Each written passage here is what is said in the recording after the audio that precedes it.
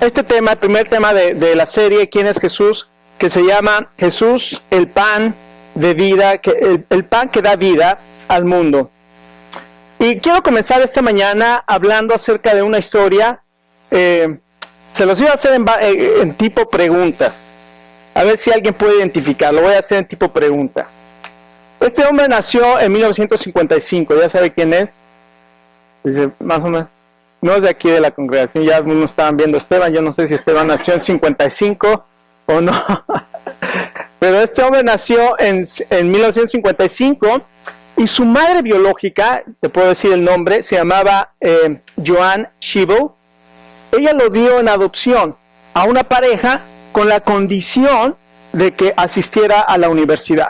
Entonces la única condición que le puso es, yo les doy en adopción a mi hijo, pero me tienen que asegurar que ustedes lo van a mandar a la universidad. Y ellos aceptaron y dijeron, lo vamos a aceptar, lo vamos a mandar a la universidad. Entonces cuando él crece, llega a la universidad, estudia solamente un semestre y deja la universidad. En 1976, a los 21 años de edad, funda una compañía con $1,300 y un socio en el garage de su casa. ¿Ya sabe quién es? ¿Quién? Steve Jobs.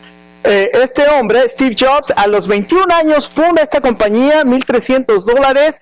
Poco después, en el año 1982, hace la primera, continúa desarrollando la Apple II y le conecta un monitor a un teclado, y entonces es la primera computadora que se vende en masa. Entonces, ese año, 1982, facturó más de $2 millones.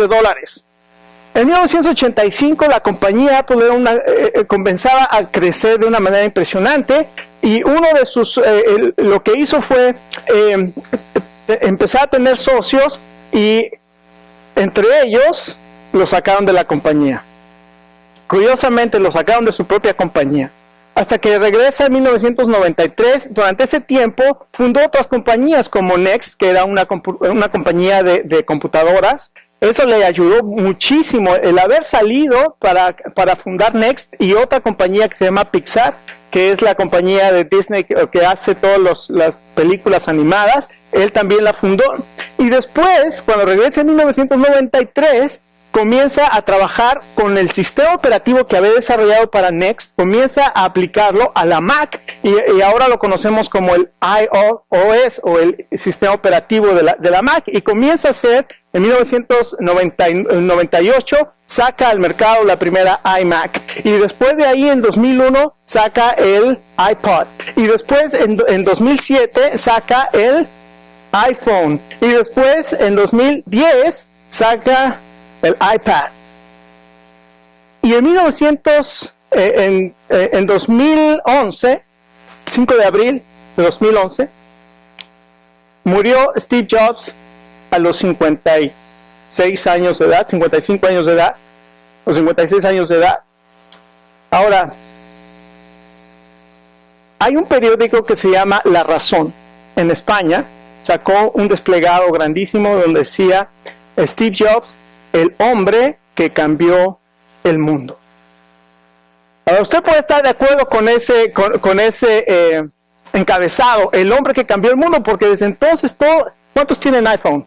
¿Cuántos tienen iPad? ¿Cuántos usan iPod? ¿Cuántos han bajado información o música a través del iTunes? Todo esto es una revolución impresionante, que fue una idea que surgió en la mente de Steve Jobs y que la llevó a cabo, y eso hizo una revolución social y tecnológica, y es algo tremendo. Ahora déjeme decirle, él murió en 1956, y todo esto en tan pocos años, vamos a poner en 1993, que empezó con el nuevo sistema operativo de la iMac, en 1900 hasta 2010, que salió su último juguetito, que fue el iPad. En ese pequeño tiempo, toda la revolución que causó. ¿Se imagina de aquí a 2000 años cómo va a ser el mundo por la influencia de Steve Jobs? Y ya como que todo el mundo dijo, de aquí a 2000 años a lo mejor ni existe Mac, ¿verdad? ¿Cuántos creen que de aquí a 2000 años va a existir la compañía Apple? Digo, yo no sé si va a existir o no, pero déjenme decirles lo que sí sé. Lo que sí sé es que después de la muerte de Steve Jobs, un año después de su muerte, la compañía Apple, el stock de la compañía Apple había bajado ya el 25% de su valor después de la muerte de Steve Jobs. Déjeme decirle, hace 2000 años el Señor Jesucristo nació en Belén, murió en Jerusalén, fue sepultado en una cruz, pero su influencia permanece y el poder de su influencia se multiplicó después de su resurrección, después de su muerte y después de su resurrección. Su mensaje es un mensaje de esperanza, su mensaje es un mensaje de perdón, su mensaje es un mensaje que ha transformado las millares de personas y que ha transformado el mundo. Dice un historiador que se llama Jaroslav Pelikan, y dice esto desde la Universidad de Yale, dice lo siguiente: no importando lo que alguno personalmente piense o crea de él, Jesucristo de Nazaret ha sido la figura más dominante en la historia de la cultura occidental por casi 20 siglos. ¿Por qué la influencia tan grande del Señor Jesucristo después de muerto? La respuesta es por su resurrección. Por su resurrección. La resurrección de Jesucristo es lo que ha hecho que este mundo sea lo que es. Y hoy estamos a 13 de julio de 2014 porque se toma en cuenta desde el nacimiento del Señor Jesucristo. Ahora, cualquier persona que escuche su mensaje, cualquier persona que escuche el mensaje de Jesucristo y se interese verdaderamente en él, tiene que preguntarse: ¿quién es este hombre? ¿Quién es este hombre? ¿Quién es Jesús? En el pasaje que vamos a estudiar esta mañana, en Juan capítulo 6, este es el famoso discurso que se llama el discurso del pan de vida, o el discurso del pan de vida. Lo interesante de este discurso es que el Señor Jesucristo fue a una ciudad que en Jerusalén, estaba en Jerusalén en una de la fiesta de la Pascua, y el Señor Jesucristo, uno de los años que estuvo ahí en la fiesta de la Pascua, que solamente fueron tres veces que fue a la fiesta de la Pascua, por eso sabemos que su ministerio duró 3 años. Estando ahí en Jerusalén, pasa por un estanque que se llama el estanque de Betesda, ve a un cojo y le dice: ¿quieres ser sanado? Y le dice: ¿cómo voy a ser sanado si no hay nadie que me lleve al estanque? Porque supuestamente de vez en cuando venía un ángel, agitaba el agua y el que se metía ahí quedaba sanado. Y entonces él decía: ¿cómo voy a entrar ahí si nadie me lleva? Y él le dijo: levántate, toma tu lecho y vete. Y el cojo, el paralítico, se levantó y empezó a caminar. La gente que lo vio y los religiosos que lo vieron le dijeron: ¿quién te sanó? Le dijo: pues un hombre vino y me dijo que ¿quién es tal hombre? Se preguntaban quién es tal hombre. Y después de esto el Señor Jesucristo comenzó a discutir con ellos, porque empezaron a decir: ¿por qué haces estas cosas en el día sábado? Lo que les molestaba era que lo hiciera el sábado, el día de reposo. Y el Señor Jesucristo comienza a hablar con ellos y les comienza a decir: ustedes saben que mi Padre hasta ahora trabaja y yo también trabajo. Y eso los agitó aún más, porque decían: no solamente porque haces sanidades en sábado, sino porque ahora dices que Dios es tu Padre. Y comienzan a acusarlo y comienzan a atacarlo y comienzan este complot para querer matarlo, porque él se hacía igual a Dios. Y todo el capítulo 5 de Juan, si alguna vez tiene que discutir pero si alguna vez tiene que confrontar a un testigo de Jehová, cuando va al capítulo 5 de Juan, usted va a ver como todas las características y atributos que Dios tiene, los tiene también el Señor Jesucristo. Así como el Padre tiene potestad para dar vida, ha dado para potestad al Hijo, y al que Él quiere da vida. Y todas estas cosas hablan del capítulo 5, y en el capítulo 6 se va a Capernaum, a una ciudad que estaba junto al mar de Galilea, y ahí alimenta a 5,000 personas. Vienen toda esa gente siguiéndolo, y el Señor Jesús los ve y les dice a sus discípulos: deben de comer, no tenemos que darles de comer, y el salario de todo, no podemos darle de comer. Y llegó Andrés, ¿verdad? Siempre Andrés andaba buscando gente, trayéndole al Señor Jesús, y trajo un joven y le dijo: aquí tiene 2 panes de 5 peces. O eran 5 peces y 2 panes. No me acuerdo cuánto eran ok, dos peces y 5 panes. Y los trajo al Señor Jesús, y con eso multiplicó el alimento, se los dio a la gente. Todos comieron y aún recogieron 12 cestas de comida. Y entonces la gente, cuando ve este gran milagro, vienen con el Señor Jesucristo y dicen: este es el profeta que había de venir. Lo reconocieron como el Mesías, lo reconocieron como el Cristo que vendría. Y entonces vinieron, y el Señor Jesucristo, sabiendo que lo querían hacer rey, lo primero que hace es enviar a sus discípulos, para que no se les subiera el orgullo, ¿verdad? Manda a sus discípulos, solamente había una barca, y les dice: vayan al otro lado, y él se subió al monte solo a orar. Y en la noche el Señor Jesucristo desciende del monte y va a alcanzar a sus discípulos y tomó el atajo. ¿Cuál era el atajo? El mar. Caminó sobre el mar. Y al otro, en la mañana, se levantan las personas y dicen: ¿dónde está Jesucristo? Aquí solamente había un bote, y se lo llevaron los discípulos. Y no había ninguna otra barca. Él se fue y ahora no está aquí. ¿Dónde está? Y entonces llegan otras barcas en el mar de Galilea, y se suben ahí y se van a Capernaum. Otros se dan la vuelta y llegan, y cuando lo encuentran le dice: maestro, ¿cuándo llegaste acá? En otras palabras, no le estaban preguntando cuándo llegaste acá, sino cómo le hiciste, ¿no? ¿Cómo le hiciste? Solamente había una barca. Entonces, ahí, bajo ese contexto, el Señor Jesucristo voltea y les dice: ¿saben una cosa? Ustedes me están buscando porque les di de comer y se saciaron. Y les dice: trabaje no por la comida que perece, sino por la comida que a vida eterna permanece.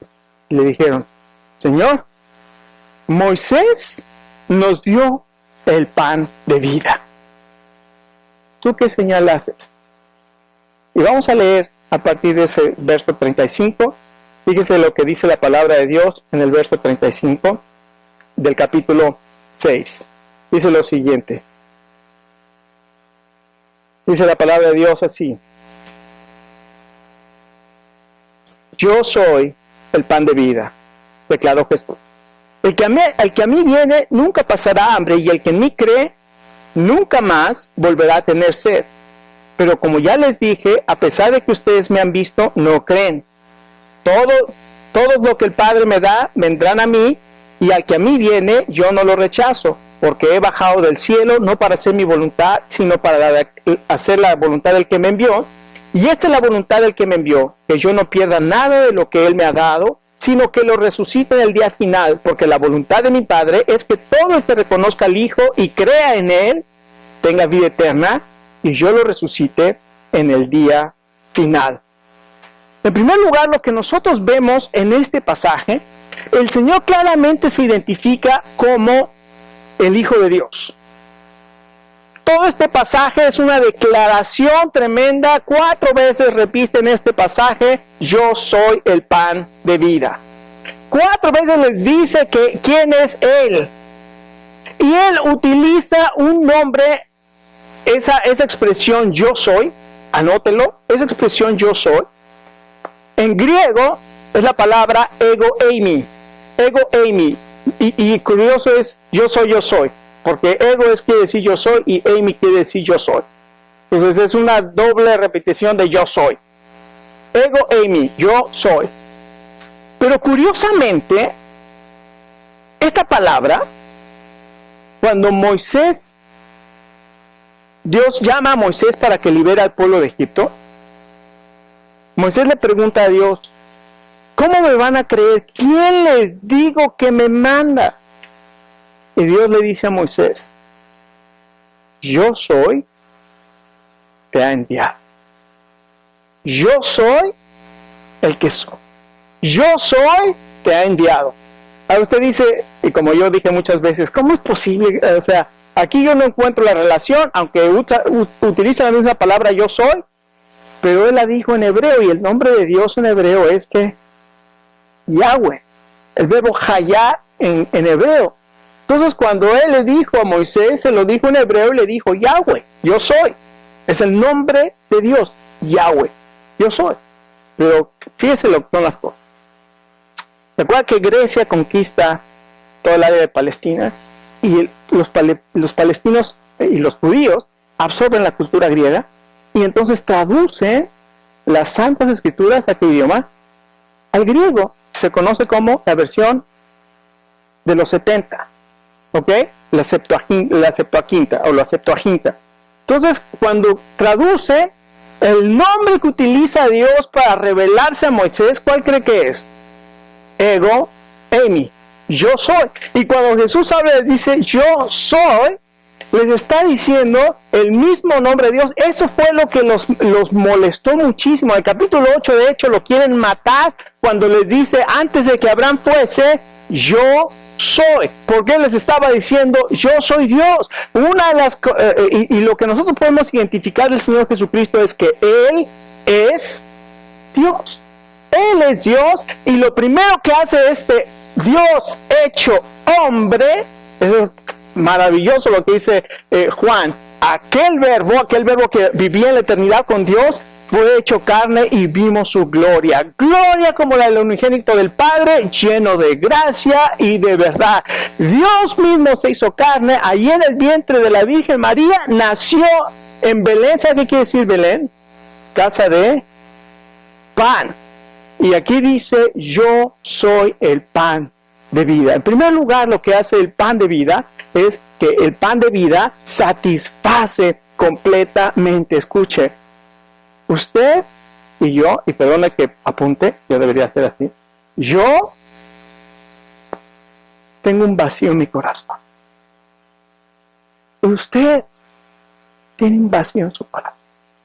Y todos anhelamos tener significado en nuestra vida, algo que nos motive, algo que nos satisfaga, algo que tenga valor en nuestra vida. Por eso la gente buscamos en las drogas, y buscamos en los amigos, y buscamos en la fiesta, y buscamos en la riqueza, y buscamos en todas estas cosas algo que nos satisfaga. Los jóvenes se perforan los ojos y la nariz y la boca porque están gritando, están diciendo a gritos, necesito que a alguien le interese, que alguien se fije en mí. Anhelamos que alguien se importe por nosotros. El Señor Jesucristo dijo, yo soy el pan de vida que sacia toda tu necesidad. El que a mí viene, dijo el Señor Jesucristo, no tendrá hambre. Va a estar saciado, no va a tener más anhelo, deseo y esa hambre de buscar algo que lo satisfaga. Mire, no importa quién sea. Por ejemplo, el jefe de la sinagoga en Marcos capítulo 5, el jefe de la sinagoga, Jairo, fue a buscar al Señor Jesucristo. No importaba que tuviera todo el poder. Cuando había una necesidad, al único que fue a buscar fue al Señor Jesucristo. El religioso Nicodemo, con toda su religiosidad y con toda su pompa, y siendo el principal de la sinagoga, cuando supo el vacío que había en su corazón, ¿a quién fue a buscar? Al Señor Jesucristo. No solamente ellos, la mujer samaritana que se sentía acusada por todos, la inmoral, la pecadora, con la que nadie se llevaba. Un día el Señor Jesucristo fue y la buscó y le dijo, si tú bebes de esa agua volverás a tener sed, pero si bebes del agua que yo te doy, nunca más volverás a tener sed.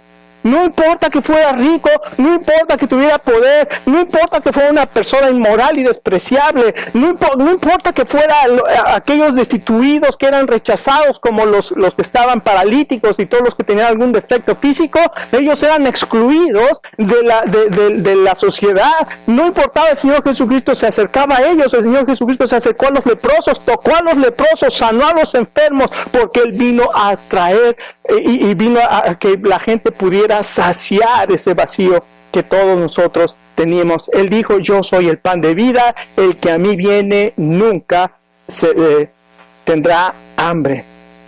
Escuche esta declaración que el Señor Jesucristo hizo. El que a mí viene nunca tendrá hambre. ¿Y por qué digo que escuche esta declaración? Porque al final de este mensaje, cada uno de nosotros tenemos que determinar quién es Jesucristo. Y si Él es quien dijo ser, Él puede saciar tu vida completa. Y si no, Él es un mentiroso. Jesucristo es el mentiroso más grande del mundo porque Él dijo que Él puede saciar tu vida y no la puede hacer, por lo tanto es un mentiroso. Solamente hay esas dos opciones. Tenemos que determinar quién es Jesucristo para nosotros. Ahora, ¿cómo puede saciar nuestra vida? Aquí dice, el que a mí viene. Lo que tiene que hacer cualquier persona que quiere que su vida sea saciada, tiene que en primer lugar venir a Él, acercarse a Él. Fíjense que todas estas personas que vinieron a Él y que le dijeron, danos de ese pan, estuvieron con Él cuando les dio a comer con 2 panes y 5 peces. Esas personas que le dijeron, dase, y estas personas que escucharon este discurso fueron los mismos que comieron y después de haber comido y se saciaron, fueron a buscarlo. Pero no solamente eso, no solamente vieron que el Señor con 2 panes y 5 peces les dio a comer a todos. También esa gente lo fue a buscar y lo primero que le preguntó fue, ¿cómo llegaste acá? ¿Por qué? Porque sabían que no había otra forma de llegar más que caminando por el mar. ¿Y cómo llegaste acá? ¿Y sabe qué es lo más curioso de estas personas?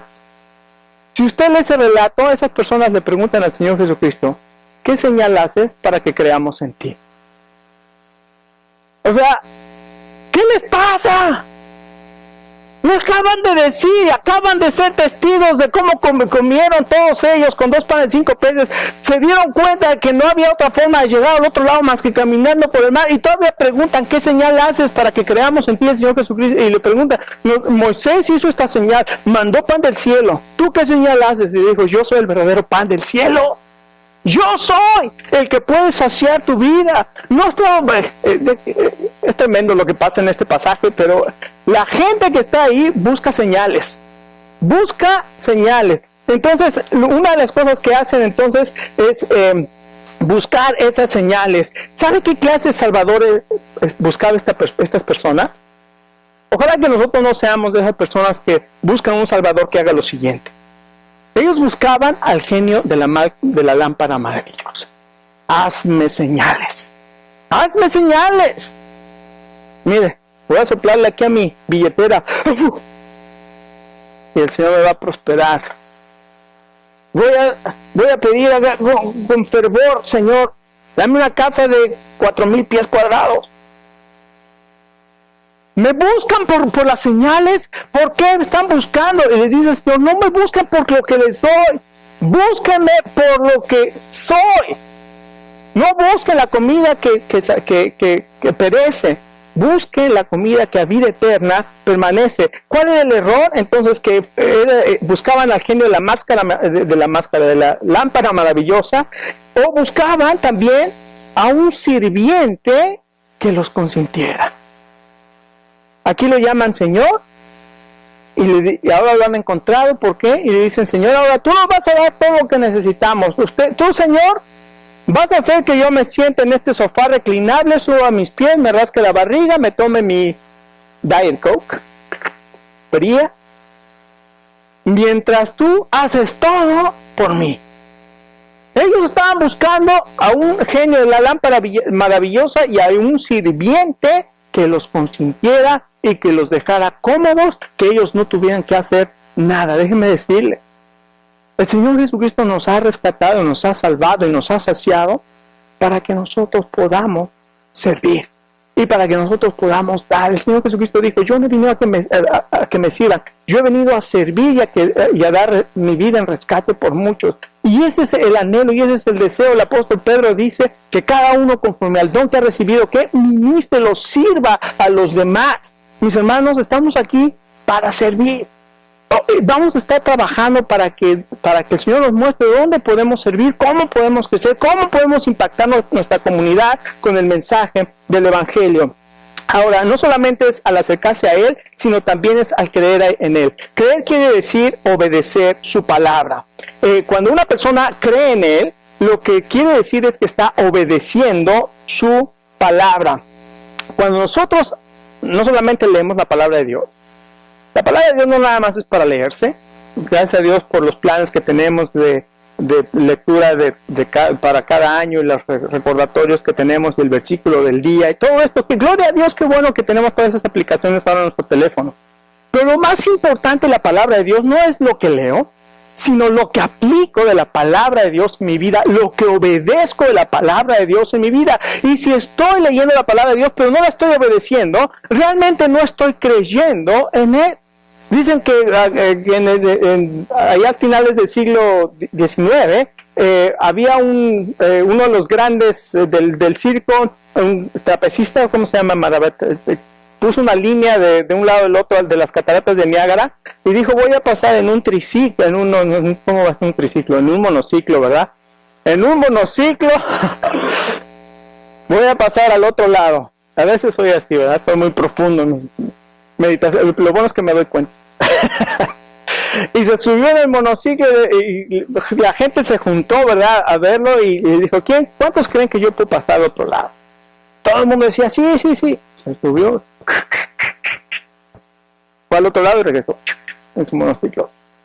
La gran ovación. ¿Cuántos creen que yo puedo agarrar cargar esta silla en mi espalda y llevarla, 2 sillas en mi espalda y llevarla al otro lado? Y la gente, sí, aplaudió y fue y regresó. Y dijo, ahora ¿cuántos creen que yo puedo llevar a uno de ustedes en mi espalda? Sí. ¿Quién se sube? ¿Quién se sube? Todo el mundo cree que lo puedo llevar. ¿Quién se sube? Esa es la diferencia. El Señor Jesucristo dice, yo te puedo salvar, pero lo vas a creer y vas a confiar tu vida en Él, o vas a querer seguir manejando tu vida, tomando tus decisiones, en lugar de decir qué es lo que Dios quiere en mi vida, cuál es lo que Dios me está mostrando en su palabra, qué es lo que Dios me está enseñando, o vas a seguir tú queriendo tener control de tu vida y tomar tus decisiones de acuerdo a lo que tú piensas y no a lo que Dios dice. Esa es la gran diferencia. Creer es obedecer, no nada más decir, es obedecer su palabra. Por eso dice, el que en mí viene y el que en mí cree no tendrá, va a ser saciado. No solamente Jesucristo satisface completamente, sino en los versos 37 al 40, vemos este es uno de los pasajes difíciles de la palabra de Dios, porque habla y dice, esta es la voluntad del Padre, que de todo lo que Él me ha dado, yo no pierda nada, y que yo lo resucite en el día postrero. Lo que habla este pasaje es que Jesucristo nos salva eternamente. Ahora, ¿de quién es la responsabilidad? ¿Es la responsabilidad de Dios quien salva, o es la responsabilidad del ser humano que tiene que responder al llamado de Dios? Ese es el gran problema que se han enfrentado los teólogos en la historia, que nos podemos enfrentar cuando estudiamos este pasaje. ¿Es Dios el que salva, o es el hombre el que responde al llamado? ¿Quién tiene la responsabilidad? ¿Dios para llamarme, que se llama elección, o la predestinación, o es el hombre el que debe tomar la decisión? Y es los dos. Quiero una respuesta, es los dos. ¿Por qué? Porque si nosotros estudiamos desde el punto bíblico, ¿quién tiene la responsabilidad en la salvación? Desde el punto de vista de Dios, Dios es soberano y Dios es el que salva. Pero cuando lo tomamos desde el punto de vista del ser humano, bíblicamente, todos los pasajes nos van a mostrar que tenemos que responder a ese llamado que Dios nos hace. Y déjeme decirle, todas las personas van a ser juzgadas en base a qué respondieron al llamado de Dios. Cuando creyeron en el Señor Jesucristo o no creyeron en el Señor Jesucristo. Y hay 3 cosas que podemos ver en la salvación. En primer lugar, el poder de la salvación es la transformación. ¿Escuchó? Anótelo ahí. El poder de la salvación es la transformación. Esta es la voluntad de Dios, que a los que Él me ha dado, yo no pierda ninguno. Lo primero que hace el Señor Jesucristo en la salvación es transformarnos. A todos los que el Padre me da, vendrán a mí, y al que a mí viene, dice el verso 37, yo no lo rechazo. Nos habla de aceptación. Él nunca nos rechaza. No importa que sea la inmoral esa que de la samaritana esa, no importa que sea el rico aquel, no importa que sea el religioso, no sea que el despreciado, no importa que sea el leproso. La palabra de Dios dice, el que a mí viene, yo no lo echo fuera. Todo el que Dios me da, yo no los rechazo. Él nos acepta y Él nos da seguridad. Dios es soberano, y Él es el que inicia la salvación, pero también Jesucristo dice que Él no va a perder ninguno de los que son salvos. Esto se llama seguridad. El Señor Jesucristo no los va a perder. Ahora, la santificación también es el proceso, o también vemos aquí el proceso de la santificación. Fíjense cómo habla aquí de la resurrección. Si usted ve el pasaje otra vez, ¿cuántas veces habla de yo lo resucitaré? Para esto me lo dio el Señor, para que lo resucite en el día. ¿Sabe que el poder de la resurrección, Jesucristo resucitó, y porque Jesucristo resucitó es posible la transformación? Ustedes han visto esta nueva serie que está saliendo en Univisión que se llama Metástasis, ¿no? Metástasis quiere decir cambio. El Señor Jesucristo hace algo más maravilloso, más que metástasis, hace una metamorfosis. Él transforma, pero no solamente transforma por la salvación, transforma, ¿sabe por qué? Por la resurrección. El apóstol Pablo, en el libro de Efesios, dice que el mismo poder que actuó en Jesucristo resucitando de los muertos es el mismo poder que actúa ahora en nosotros. Y nosotros podemos ser santificados por el poder de la resurrección en nuestra vida. ¿Sabe que usted tiene un poder impresionante que se llama el Espíritu Santo en su vida, dado por Dios para ser transformado cada día a la imagen del Hijo de Dios en Jesucristo? Pongamos ese poder en nuestra vida, trabajar. A veces los bautistas, ¿verdad? El Espíritu Santo.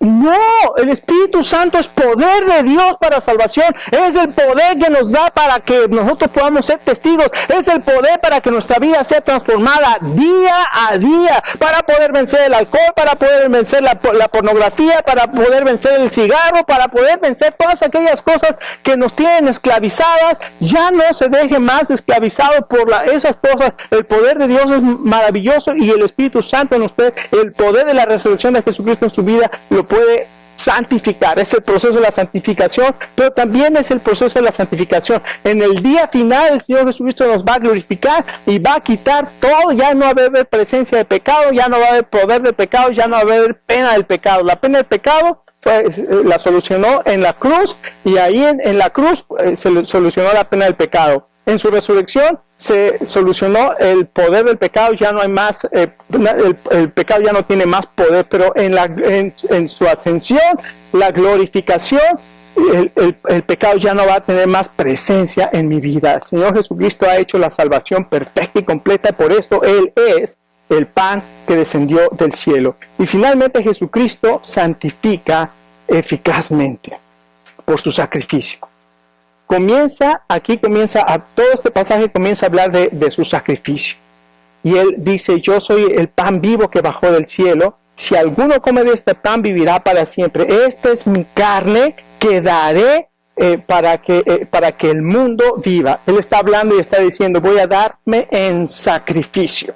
Si alguno come de mi carne, y uno dice: ¿cómo comer la carne de Cristo? ¿Cómo cree usted que se puede comer la carne de Cristo? ¿Cómo se puede beber su sangre? Lea otra vez conmigo el verso 35. Fíjense cómo la Biblia se interpreta solo. ¿Cómo comer la carne de Cristo? ¿Cómo beber la sangre de Cristo? Verso 35. Está hablando, obviamente, está hablando metafóricamente. Fíjense lo que dice: yo soy el pan de vida, declaró Jesús. El que a mí viene nunca tendrá hambre. Comer la sangre de Cristo. Y el que en mí cree no tendrá sed jamás. Beber la sangre de Cristo. Venir a Él y creer en Él es comer y beber la sangre. Comer la carne y beber la sangre. Es un lenguaje metafórico que está hablando aquí, pero es algo maravilloso porque está hablando de su sacrificio. El Señor Jesucristo fue sacrificado por nosotros, y no solamente por su sacrificio por nosotros, sino también por algo maravilloso que dice aquí el verso 56: el que come mi carne y bebe mi sangre permanece en mí y yo en él. Esto se llama permanencia. Por su permanencia en nosotros. Jesucristo nos santifica eficazmente porque Él se sacrificó por nosotros, y ahora Él ha hecho perfectos para siempre a todos los santificados, dice el libro de Hebreos. Y no solamente eso, Él ahora permanece en nosotros. El que come mi carne, es decir, el que cree en mí y el que viene a mí, permanece en mí, y ahora Él permanece en nosotros. En este discurso del pan de vida, el Señor Jesucristo recibió 4 reacciones. Los que buscaban señales. ¿Usted se identifica con aquellos que buscan señales? Como los que vinieron a buscarse el Señor. Haznos otra señal, ya nos diste pan, ya cruzaste el mar. Haznos otra señal para que sigamos creyendo en ti. ¿Usted se identifica con esos que buscan señales? ¿O usted se identifica con los que murmuraban? Con el capítulo 41, algunos murmuraban diciendo todas estas cosas. ¿O usted se identifica con los que contendían con él, el verso 52 a 59? ¿O lo más tremendo, los que lo abandonaron? Después de los últimos versos de este capítulo, se acerca y unos dijeron, estas palabras son muy duras de escuchar. Y muchos le abandonaron. El Señor Jesús, al ver que todos esos se iban, volteó a sus discípulos y les dijo, ¿ustedes también se van? Son palabras duras, o sea, yo no los voy a venir aquí a satisfacer. Yo no les voy a venir aquí a dar lo que ustedes quieren, no los voy a poner en un sillón a que se sienten cómodos. Yo les vengo aquí para salvarlos y para capacitarlos para una obra impresionante.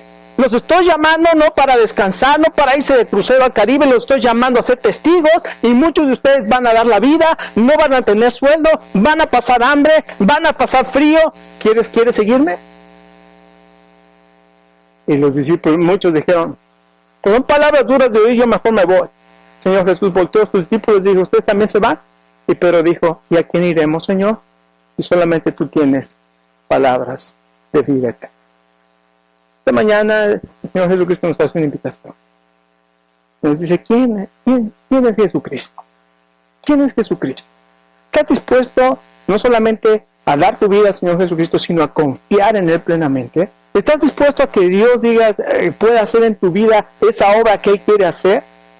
¿O solamente así de tantito, no me vaya yo a comprometer mucho, quién sabe qué me vaya a pedir el Señor, que para que me mande de misionero al África, y al África no, porque me dan miedo las víboras? Confiemos en el Señor, Él tiene el plan perfecto para nosotros. Dejemos que Él nos guíe, confiemos en su palabra, y Él nos va a guiar a hacer su voluntad. Vamos a terminar.